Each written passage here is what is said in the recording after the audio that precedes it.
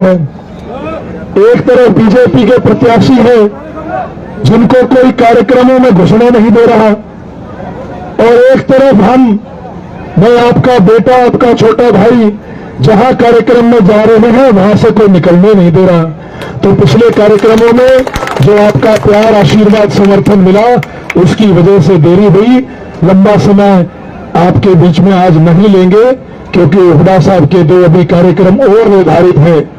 मैं तो सिर्फ आपसे आज बतौर कांग्रेस प्रत्याशी यहां अपील करने आया हूं कि आने वाली 25 तारीख को आप एक एक वोट कांग्रेस पार्टी के हाथ के निशान के सामने वाला बटन दबाकर, क्योंकि पहला वोट त्रिलोचन सिंह जी को जो कि विधायक का चुनाव लड़ रहे हैं, और दूसरा वोट आपके इस बेटे को, आपके इस छोटे भाई को डलवाने का काम करो।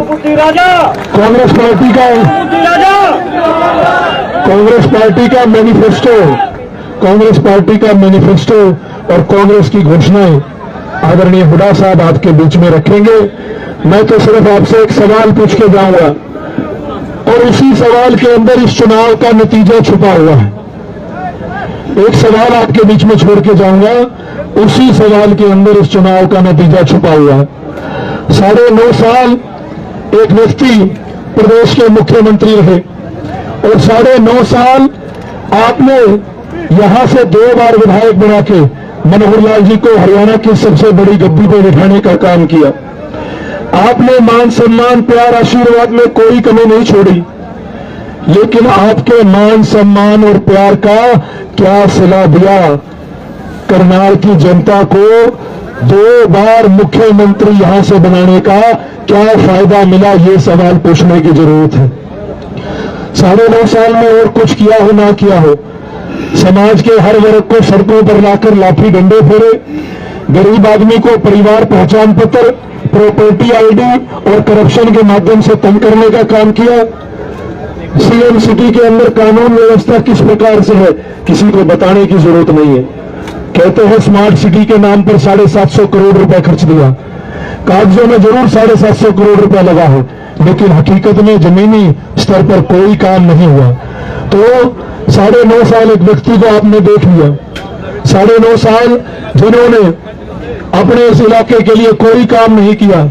अब जरूरत है परिवर्तन की, क्योंकि हरियाणा की 10 की 10 लोकसभा सीटों पे हवा चल रही है। आदरणीय हुड्डा साहब के नेतृत्व में कांग्रेस पार्टी की हवा चल रही है। और आपको एक बात बड़े विश्वास के साथ कहता हूं कि जो ये हवा चल रही है, जो ये माहौल बदल रहा है, एक बात का आपको विश्वास दिलाता हूं कि हुड्डा साहब के नेतृत्व में हरियाणा से बीजेपी जा रही है और कांग्रेस आ रही है। तो हमारी माताएं, बहनें बैठी हैं, बुजुर्ग बैठे हैं। मैं लंबा इंतजार आपके हुड्डा साहब के बीच में नहीं करवाऊंगा। भाषण देने का मेरा भी बड़ा लंबा था, लेकिन समय की नजाकत को देखते हुए मैं दोबारा आपके बीच में आने की कोशिश करूंगा। लेकिन आपसे अंत में दोबारा से चौधरी भूपेंद्र सिंह हुड्डा जी का बेटा होने के नाते और भाई दीपेंद्र सिंह हुड्डा जी का छोटा भाई होने के नाते आपसे अपील करता हूं कि 9.5 साल आपने एक व्यक्ति को देख लिया। अब 31 साल का ये नौजवान आपसे ये अपील करता हूं, आपसे ये प्रार्थना करता हूं कि अगले जितने श्वास मेरे शरीर में है मुझे नहीं पता, लेकिन आपको विश्वास दिलाता हूं कि आपका आशीर्वाद रहा, ईश्वर का आशीर्वाद रहा, तो सारी उम्र आपके बीच में रहकर आपकी सेवा करने का काम करूंगा। मैं दोबारा से सभी आयोजक कर्ताओं को और मंच पर बैठे सम्मानित सभी नेताओं का बहुत बहुत धन्यवाद करता हूं। और विलंब न करते हुए मैं आपके बीच में आमंत्रित करना चाहूंगा पूर्व में मुख्यमंत्री रहे आदरणीय चौधरी भूपेंद्र सिंह हुड्डा जी। हस्ती है ऐसी कि मिटती नहीं किसी से, हस्ती है ऐसी कि मिटती नहीं किसी से। यूं तो सदियों से दुश्मन रहा चौर जहां हमारा, और सारे जहां से अच्छा हिंदुस्तान हमारा, हिंदुस्तान हमारा, हिंदुस्तान हमारा। आदरणीय चौधरी भूपेंद्र सिंह हुड्डा जी आए और अपने विचार रखें। एक बार तालियों की गड़गड़ाहट के साथ उनका स्वागत करें।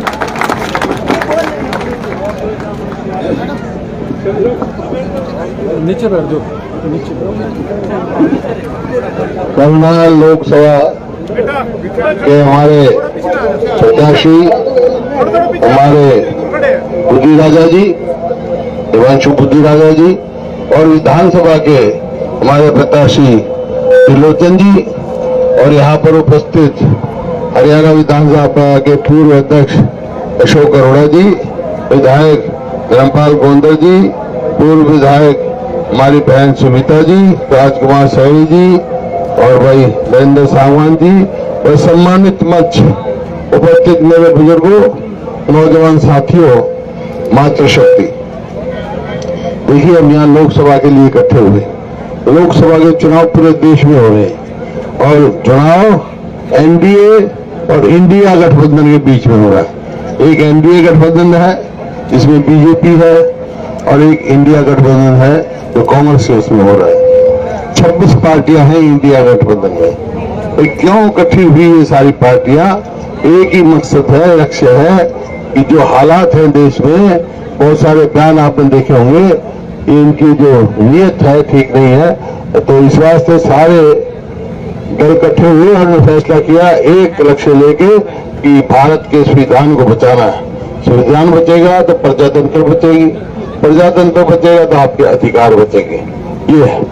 और क्या करना है कि समय बहुत हो गया, तो मोटी मोटी बात बताता हूँ। राहुल गांधी जी ने जो मैनिफेस्टो तैयार किया है कांग्रेस के लिए, करवाया उनके नेतृत्व में, वो मुख्य तौर पर 5-6 बात। एक तो किसान के लिए, किसान को एमएसपी की गारंटी दी है, और किसान और गरीब आदमी का कर्जा माफी से लेके कर्ज मुक्त करना है, क्योंकि इन्होंने तो बड़े रईसों के 1600 करोड़ रुपए माफ किए हैं, किसान और मजदूर के नहीं।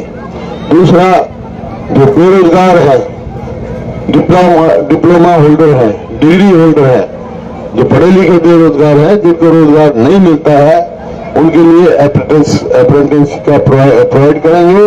1 लाख रुपए साल का, 8,500 रुपए महीना उनको देंगे। तीसरा, महिलाओं के लिए जो है, घर में जो बुजुर्ग महिला है सबसे, उसके नाम 1 लाख रुपए साल का सीधा डायरेक्ट बेनिफिट हो। गरीब आदमी के लिए मनरेगा का 400 केंद्र और 200 देगा स्टेट। इस हिसाब से उसकी मजदूरी भी पूरी होगी।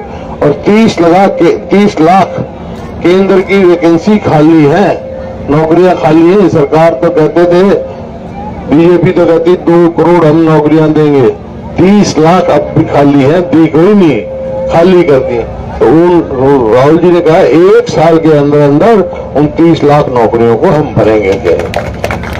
लेकिन आज साथ साथ एक बात यह है, करनाल का मैं आपके बीच में आमंत्रित करना चाहूंगा, पूर्व में मुख्यमंत्री रहे आदरणीय चौधरी भूपेंद्र सिंह हुड्डा जी। हस्ती है ऐसी कि मिटती नहीं किसी से, हस्ती है ऐसी कि मिटती नहीं किसी से। यूं तो सदियों से दुश्मन रहा चौर जहां हमारा, और सारे जहां से अच्छा हिंदुस्तान हमारा, हिंदुस्तान हमारा, हिंदुस्तान हमारा। आदरणीय चौधरी भूपेंद्र सिंह हुड्डा जी आए और अपने विचार रखें। एक बार तालियों की गुड़गुड़ाहट के साथ उनका स्वागत करें।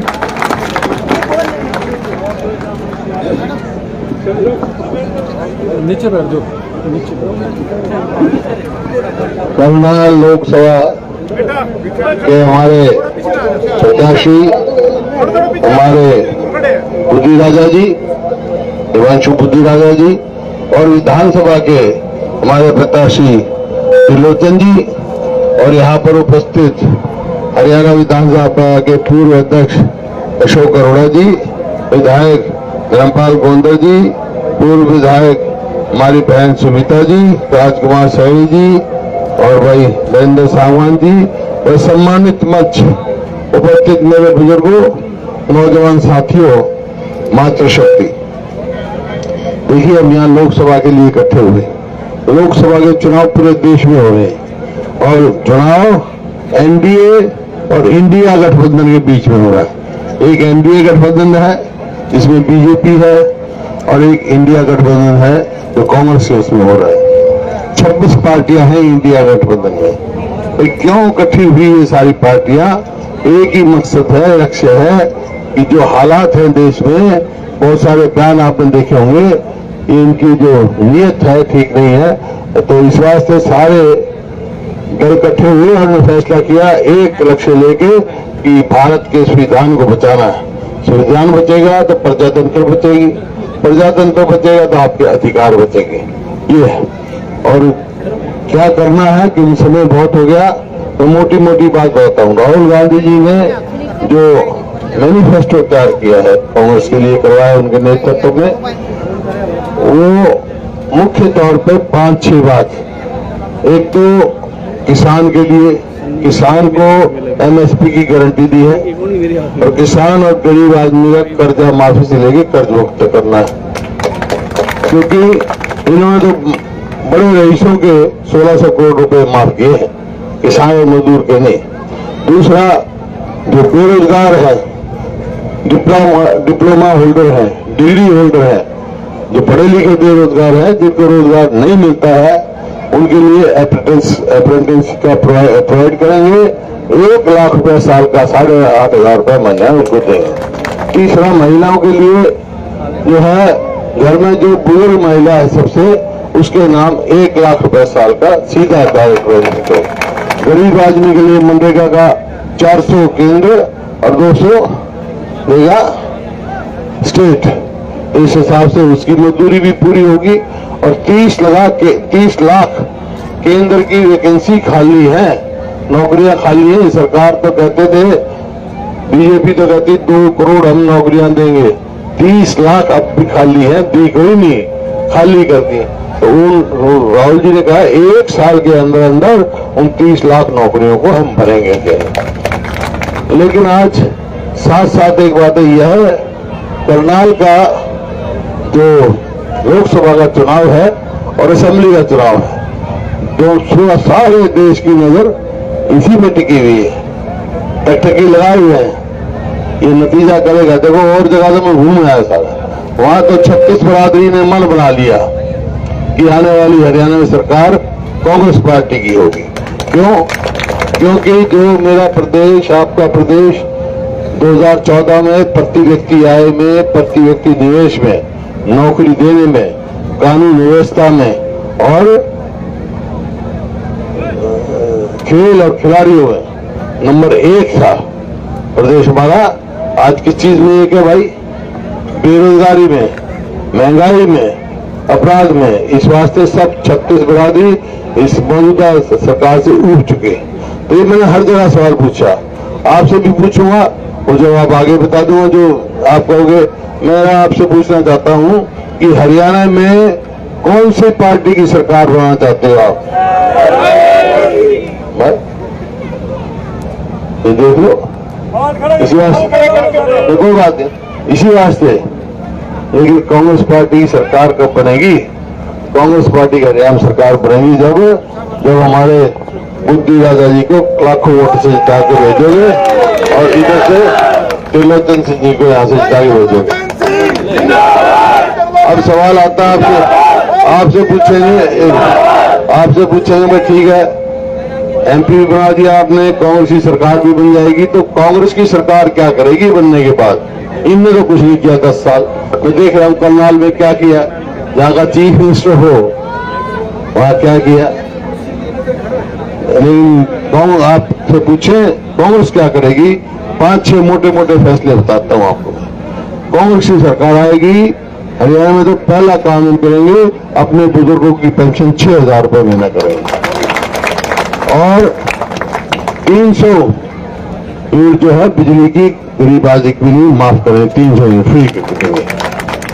और गैस का सिलेंडर जो 400 का था 2014 में, अब 1200 का हो गया।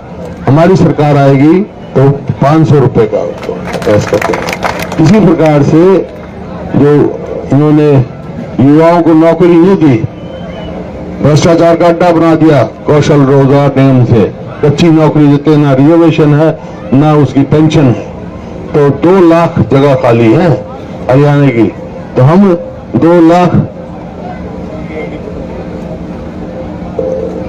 जो है ना, जो खाली जगह है उनको हम 1 साल के अंदर अंदर बच्चों को नौकरी लगाएंगे, 2 लाख बच्चों को। हमने पूरे हरियाणा में 4 लाख 100 गज के प्लॉट दिए।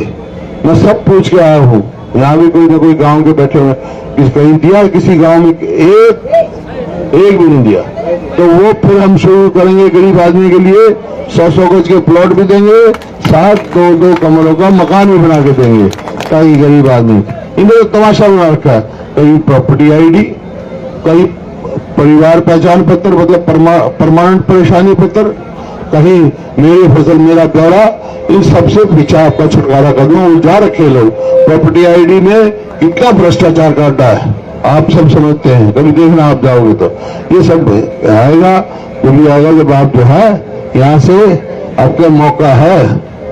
देखो करनाल में 10 साल तक जो आपने चीफ मिनिस्टर रखे और फिर दूसरा यहाँ से लाके रख दिया भाई, अब का मौका है, दोनों फंस रहे थारे, दोनों आगे कर दो।